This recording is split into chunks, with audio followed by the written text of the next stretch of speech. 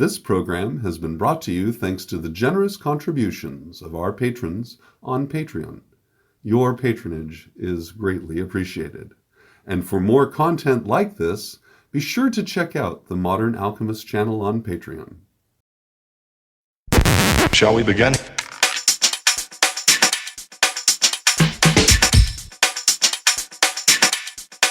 Let's begin now.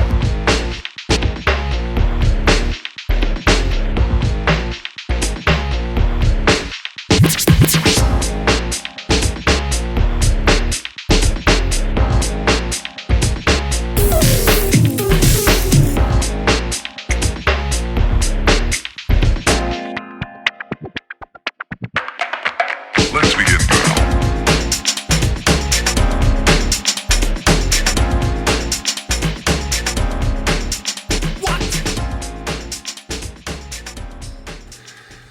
The next video that is of importance then was that of GERALD POLLACK and his 2 lectures on electrically structured water. It's actually part 1 and 2. These videos, the takeaway from that is more of this layering effect, more of the Russian nesting doll effect. Understanding that when water or anything else is exposed to light, electromagnetism, that the exposure to electromagnetism alters its state, its vibratory state. In the case of water, what we learn from his lecture is that it divides itself, it separates itself into what are called exclusion zones. And that's the thing to take away from this, is to remember what an exclusion zone is, so that when you're reading through the name of God is the Tetragrammaton, the Yod, He, Vav, He, you can see that as a progression of exclusion zones, or the creation of an exclusion zone. So that when you see the Vav surrounded by 2 He's, you have 2 barriers of water with an exclusion zone of air in between them.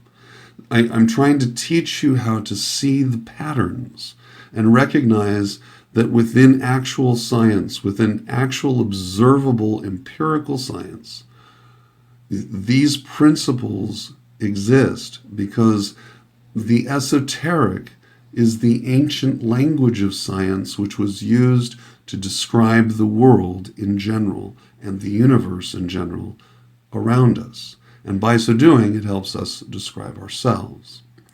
The last video is a component of this entire thing leading up to the discussion on vibration, was my discussion on the third eye and the introduction to the idea that the first eye is the larynx and the lips, that combined they then perform the function of the first eye, and that this eye deals exclusively with vibration. And the way to kind of think of this in the terms of the fast food alchemy and seeing the light everywhere is to recognize it's like being the vocal cords and the larynx and the lips, all of that together. Think of it like a paddle in the water as you're canoeing or boating somewhere, and the paddle represents the physical embodiment of the throat and the lips, and the water represents the air that's moving through it. The water is just the water until it makes contact with something that is more substantial, something that is vibrating at a lower rate, that can disrupt the higher vibration of the water.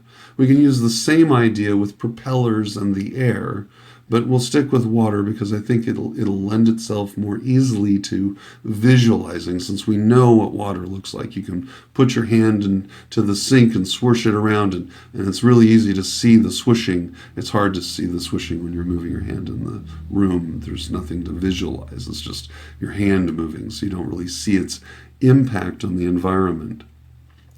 So the idea then is that the principle that we learn from this, that is astonishing then, is that things which are of extremely low vibration have a structural effect on things which have a higher vibration. Things which have a higher vibration have a deconstructual effect on things that have a lower vibration. So what do I mean by that? Well, the structural effect of a paddle moving into the water is that the water then is forced out of the way as a result of the resistance of the paddle.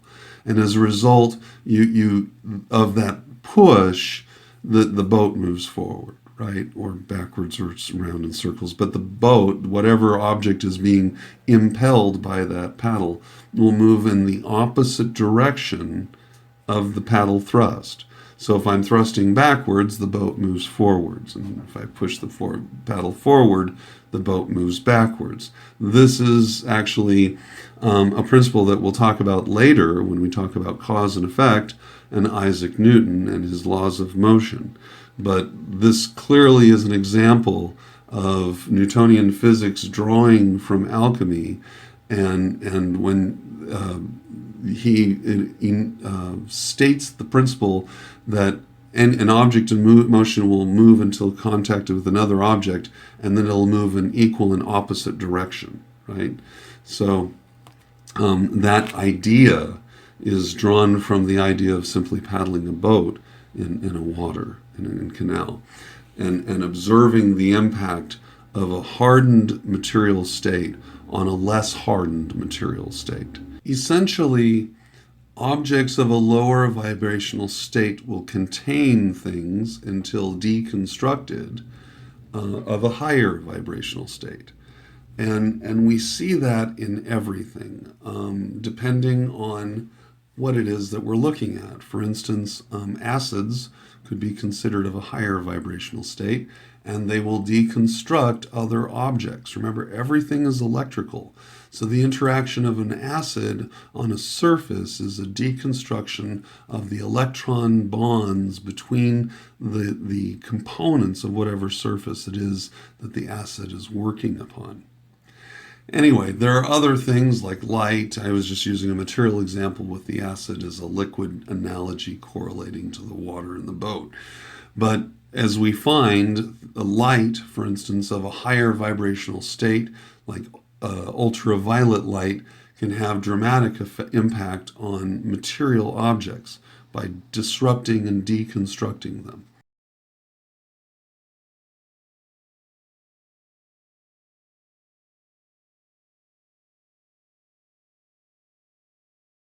All right, now that we have all that other stuff kind of organized in our minds and we can see how it relates, how it's describing using different terms the same thing, the same activity, that being the principle of vibration.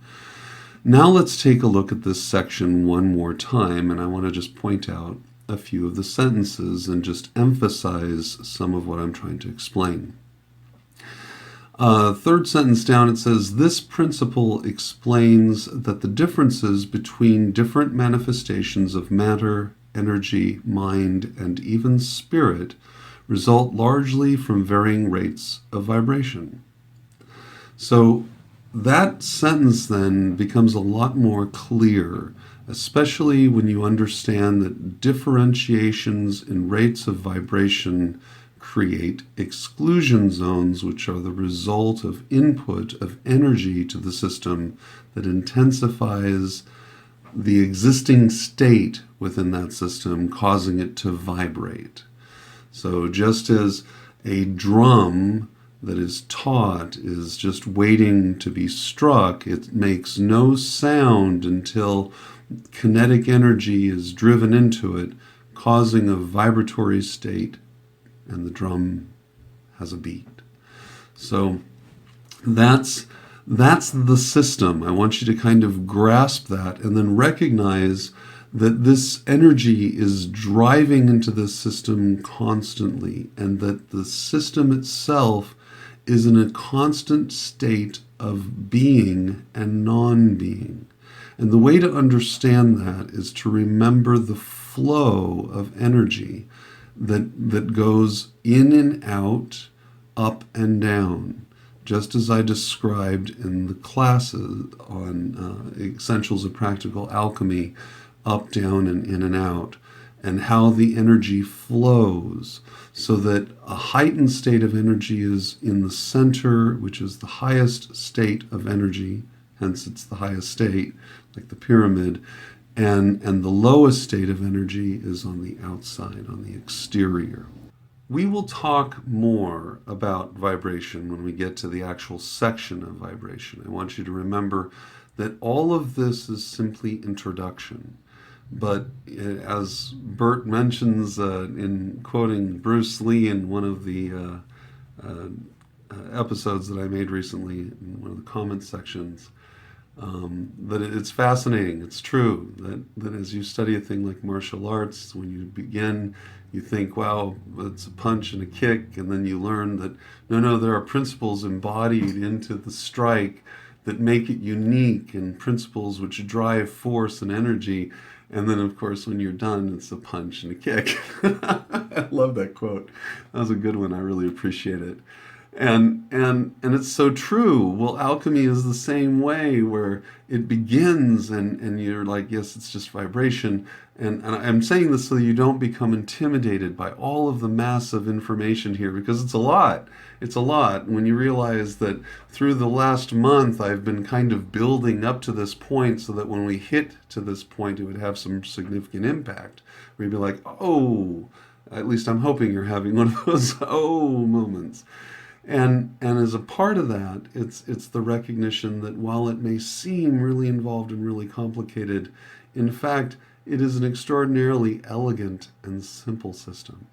And it makes it beautiful to behold. All right, the last thing that I want to point out is this.